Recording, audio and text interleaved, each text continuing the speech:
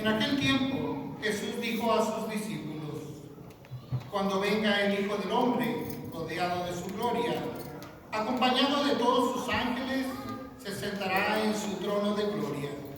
Entonces serán congregadas ante él todas las naciones, y él apartará a los unos de los otros, como aparta el pastor a las ovejas de los cabritos, y pondrá a las ovejas a su derecha y a los cabritos a su izquierda. Entonces dirá el rey a los de su derecha: vengan, benditos de mi Padre, tomen posesión del reino preparado para ustedes desde la creación del mundo. Porque estuve hambriento y me dieron de comer, sediento y me dieron de beber, era forastero y me hospedaron, estuve desnudo y me vistieron, enfermo y me visitaron, encarcelado y fueron a verme. Los justos le contestarán entonces: Señor, ¿cuándo te vimos hambriento y te dimos de comer? ¿Sediento y te dimos de beber? ¿Cuándo te vimos forastero y te hospedamos, o desnudo y te vestimos? ¿Cuándo te vimos enfermo o encarcelado y te fuimos a ver? El rey les dirá: yo les aseguro que cuando lo hicieron con el más insignificante de mis hermanos, conmigo lo hicieron. Entonces dirá también a los de su izquierda: apártense de mí, malditos, vayan al fuego eterno, preparado para el diablo y sus ángeles, porque estuve hambriento y no me dieron de comer, sediento y no me dieron de beber, era forastero y no me hospedaron, estuve desnudo y no me vistieron, enfermo y encarcelado y no me visitaron. Entonces ellos le responderán: Señor, ¿cuándo te vimos hambriento o sediento, de forastero o desnudo, enfermo o encarcelado, y no te asistimos? Y él les replicará: yo les aseguro que cuando no lo hicieron con uno de aquellos más insignificantes, tampoco lo hicieron conmigo. Entonces irán estos al castigo eterno y los justos a la vida eterna.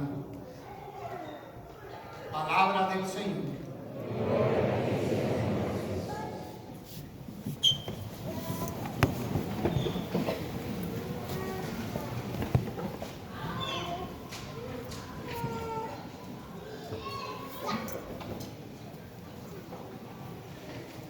Dentro de la Iglesia en estos últimos años nos hemos dado cuenta cómo es cada vez más común que dentro de la misma Iglesia haya ideas, se hayan infiltrado ideas y pensamientos teológicos que no concuerdan con nuestra fe católica. Esto ya tiene mucho tiempo, ya el Papa Pío X ya hablaba de cómo estas ideas se iban infiltrando en la Iglesia, y llegó un momento donde Pablo VI va a decir que ya estos que se estaban infiltrando ya están dentro de la Iglesia. En un discurso que va a ser el día de San Pedro y San Pablo, el Papa Pablo VI va a decir: por una abertura se ha metido el humo de Satanás a la Iglesia. Y es una realidad que podemos palpar hoy día, sobre todo en lo que se refiere a la cuestión teológica. De tal manera que hoy día hay quienes niegan, por ejemplo,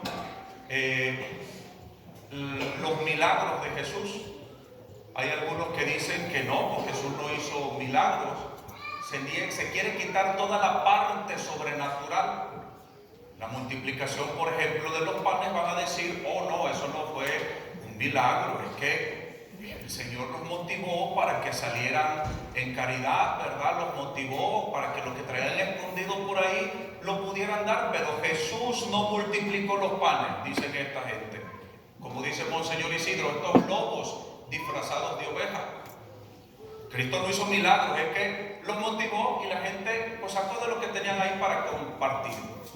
Y eso es una grave herejía, porque Cristo realmente hizo milagros. milagros que dan testimonio de que Él tiene poder, que Él es el enviado, que Él es el Mesías. Pero hoy día se cuestiona esto. Yo tuve un maestro de estos teólogos modernos que toda una clase fue tratar de convencernos de que los milagros, por ejemplo, de la multiplicación de los panes, no existían. Decía el padre Carreira, un astrofísico, experto teólogo, muy bueno, en paz descanse. El padre Carreira decía, se necesita ser un imbécil para afirmar eso, ¿no? Cuando el mismo evangelio dice que nadie tenía para compartir nada, solamente un joven. ¿Sí? De tal manera, pues que esto es lo que uno va aprendiendo. Y lo malo es que después estas herejías que a veces uno va aprendiendo en los seminarios, luego se las venimos y se las contamos a ustedes, y entonces un sálvese quien pueda. Porque lo que aprendemos nosotros lo venimos a compartir con la comunidad y entonces todos estamos mal. Otra cosa que también se niega hoy día, por ejemplo, la resurrección de nuestro Señor Jesucristo. Oh, no, ¿eso qué va a ser? No es que el Señor resucitó.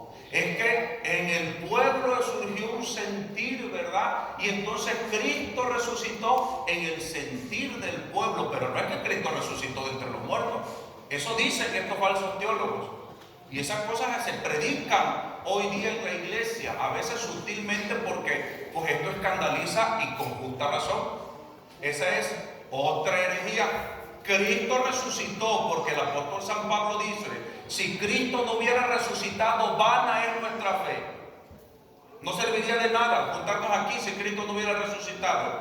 Cristo vence a la muerte, destruye a la muerte con su resurrección, y con su resurrección a nosotros nos asegura la vida eterna.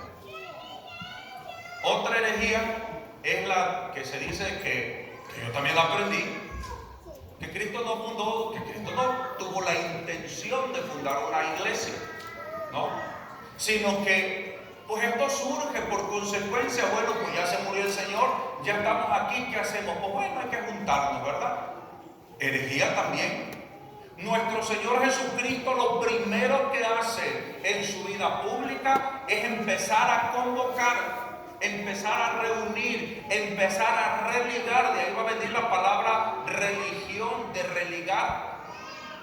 Nuestros hermanitos separados hoy día dicen mucho esta palabra: oh no, Dios no es religión, es una relación. Ay, Dios mío, la ignorancia es atrevida, ¿verdad? Religión y religión, relación y religión tienen la misma raíz, religar, acabamos en lo mismo. Pero es que se escucha muy bonito eso: oh, Dios no es religión, es relación. Chicos, es lo mismo, es lo mismo. ¿Sí? Cristo nuestro Señor lo primero que hace es empezar a convocar a unas personas para que estén con Él. Dice su palabra, llamó a los que Él quiso para que estuvieran con Él, para que le acompañaran. Llamó a 12. Y de esos 12, a uno, que no es precisamente el más amado, le va a encargar el gobierno de la iglesia, le va a dar autoridad y le va a dar poder. Pedro, a ti, Pedro, te daré las llaves del reino de los cielos. Lo que tú ates en la tierra será atado en el cielo. Lo que tú desates en la tierra será desatado en el cielo. Esa facultad no se la da Juan. Esa facultad no se la da Santiago, que también era muy querido de nuestro Señor Jesucristo. No, exclusivamente a Pedro. A ti, Pedro, te encargo de que apacientes a mi rebaño. A ti, Pedro, te encargo que cuides mi rebaño. De tal manera, mis queridos hijos, que el reino de Cristo es la iglesia y está en la iglesia. Ya desde aquí estamos degustando lo que es el reino, que como dicen los temas de la escatología, es el ya, pero todavía no. Ya estamos preguntando el reino, pero ese reino vendrá en su plenitud cuando nuestro Señor Jesucristo venga por segunda vez como juez definitivo de la historia a juzgar a vivos y a los muertos. Y entonces será aniquilada la muerte, el último enemigo de que nos habla la palabra de Dios que hoy hemos escuchado. De tal manera que Cristo ya está reinando en medio de nosotros. Cristo ya reina, ya está entre nosotros. Y reina en su iglesia por Él instituida. Una iglesia a la que Cristo le ha concedido y le ha legado sus facultades y su poder para que en su nombre actúe, para que en su nombre perdone pecados, para que en su nombre conceda la salvación, para que en su nombre enseñe. Es una iglesia docente que tiene la asistencia del Espíritu Santo para no fallar. Fallamos nosotros los seres humanos. Falla el padrecito a veces que se aprendió una herejía, pues se la viene a decir. ¿Ustedes sí o no? Fallan a veces los obispos que dicen algunas imprecisiones, pero la iglesia tiene esa facultad de Cristo, del Espíritu Santo, de no fallar, de que llegará a la perfección, como nos lo dijo nuestro Señor Jesucristo cuando anuncia la asistencia del Espíritu Santo que nos llevará a la plenitud de la verdad. De tal manera que hoy celebramos la fiesta de Cristo Rey del universo. Ese reinado de Cristo que no es solamente de una forma espiritual, como en el ambiente protestante se dice, ¿no? En el protestantismo tú no necesitas hacer nada, dicen la sola fe. Y el evangelio que hoy hemos escuchado nos dice lo contrario. Nuestro Señor Jesucristo no nos va a juzgar por lo que creímos, por la cuestión de la fe. Si le pusieron atención al evangelio, dice que el juicio será por lo que hicimos o dejamos de hacer. Tuve hambre y no me diste de comer. No tuviste la capacidad de agarrar una tortilla, poner un poco de frijoles y dárselo al pobre. Una acción, una obra. Tuve la cárcel y no fuiste a visitarme. Salir de ti para ir a hacer una obra. Estuve enfermo, no me visitaste. Tenía sed y no fuiste capaz de agarrar un poco de agua, ponerle en un vaso y dármela. Puras obras por las cuales nosotros seremos juzgados por el Señor y seremos aquellos, Dios no lo quiera, ¿verdad?, de los que digan: apártense de mí, malditos. Qué palabras tan fuertes, ¿verdad?, de la boca de un Dios que es todo amor y toda misericordia. Tuve hambre y no me diste de comer, estuve desnudo y no me vestiste, estuve en la cárcel y no me visitaste. Pero a nosotros les va a decir: vengan, benditos de mi Padre, porque ustedes sí pusieron en práctica, en obras, por obra, el amor que todo cristiano debe tener. Este es el amor, este es el reinado que nuestros mártires mexicanos tenían en su corazón. Los mexicanos, los mártires mexicanos, entregaban su vida con esta expresión: ¡viva Cristo Rey! ¿Qué significa esto? ¿Qué significaba para ellos el reinado de Cristo? Que Cristo gobernaba sus vidas. Nuestros mártires mexicanos eran personas que habían hecho a Jesucristo el Señor de sus vidas. Y como Cristo gobernaba, ellos no podían estar amancebados en unión libre, en pecado mortal, en peligro de condenación eterna, sino que hacían a Cristo el Señor de sus vidas y se casaban por la iglesia para estar bendecidos por Dios, para que sus hijos estuvieran bendecidos por Dios. No se casaban solamente para disfrutar la dimensión sexual del matrimonio. No, se casaban para tener hijos, para llenar y poblar el cielo de hijos de Dios. Hacer que la iglesia fuera fecunda en hijos. Y se multiplicaban generosamente para darles hijos a la iglesia. Se incorporaban en cofradías, en movimientos en la iglesia para dar su vida de forma muy sencilla. Eran adoradores nocturnos. ¿Cuántos mártires mexicanos no los vemos en sus imágenes con su distintivo de la adoración nocturna? Hombres y mujeres sencillos que iban a la adoración nocturna a adorar al Señor. Después de una larga jornada de trabajo, tenían sus turnos de vela en la madrugada, salían de sí, iban a adorar a aquel que ellos conocían como su rey, aquel a quien ellos amaban y adoraban. La legión de María, innumerables, ¿verdad?, cofradías de devoción dentro de nuestra iglesia. Por eso esta gente que ya tenía una práctica fuerte y firme de fe, cuando vino la persecución, ellos estaban listos para dar la vida. Estaban listos. ¿Por qué? Porque habían aprendido a sacrificar su vida, pero no de forma estéril. Ellos sabían del lado de quién estaban.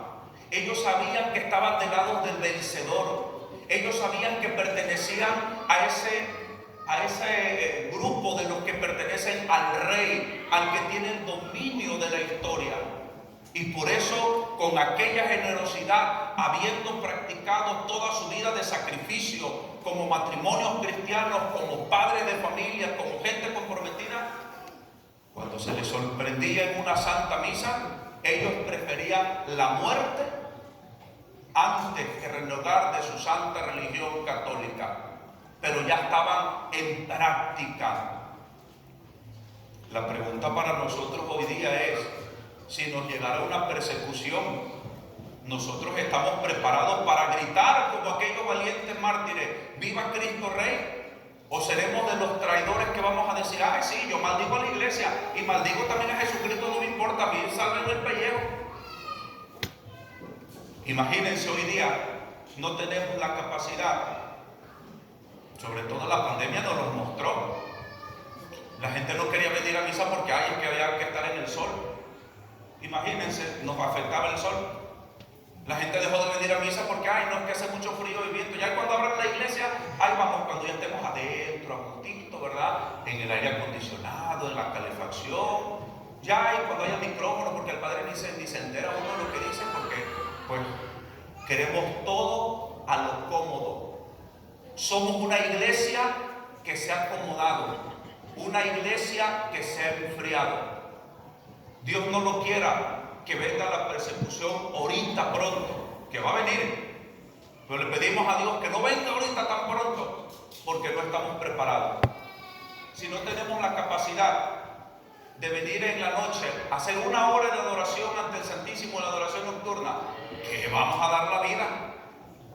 Si no somos capaces, por ejemplo, de dar el sacrificio, nuestra vida para pertenecer a un movimiento dentro de la iglesia, ¿ustedes creen que vamos a dar la vida por Cristo y por nuestra santa religión cristiana?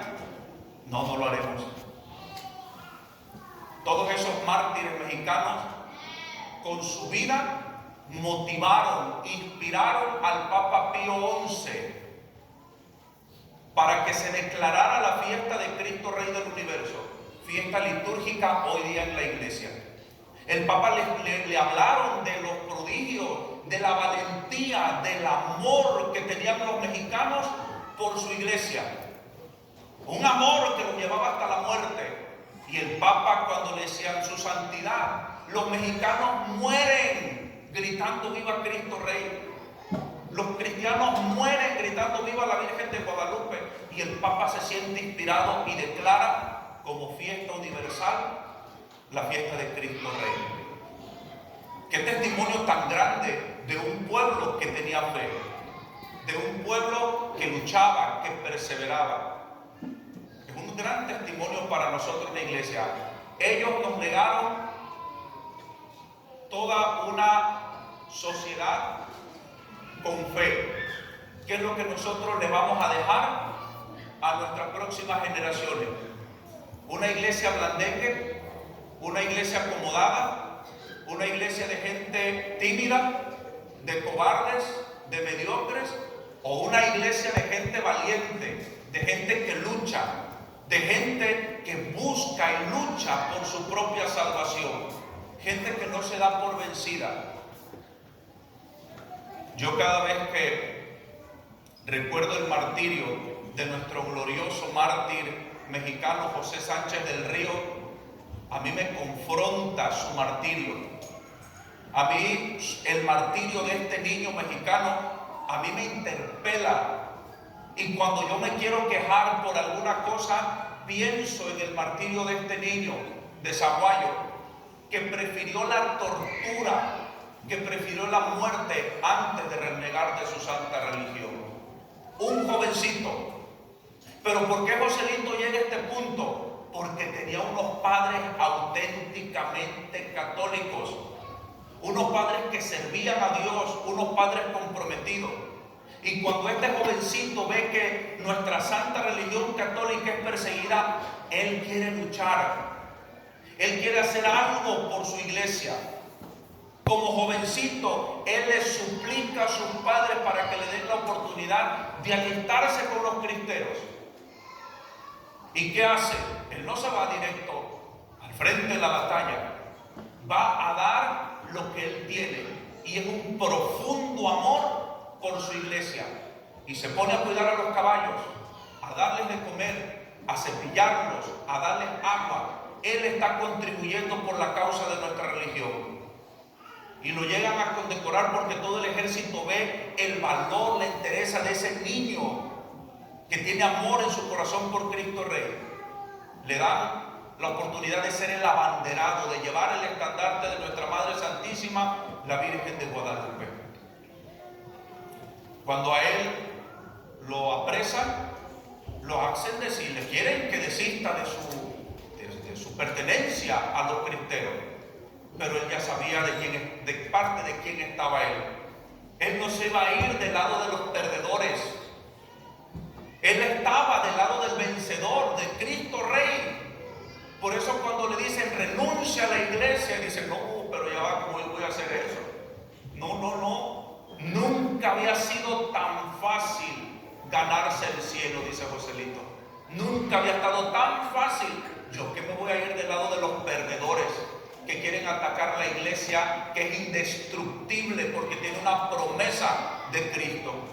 Y él prefiere la muerte y muere torturado, desangrado, golpeado, pero mártir de Cristo Rey. Y está por la eternidad en la gloria del cielo. Dice la palabra de Dios, y no amaron tanto su vida que le tuvieran miedo a la muerte. Ellos sabían de parte de quién estaban. Por eso era un honor para los cristeros morir gritando ¡Viva Cristo Rey! Sabían que estaban del lado de los vencedores. Yo te pregunto a ti hoy día, ¿de parte de quién estás tú? ¿De parte de los perdedores? ¿De parte de todo el mundo que va lleno de ideologías a la perdición?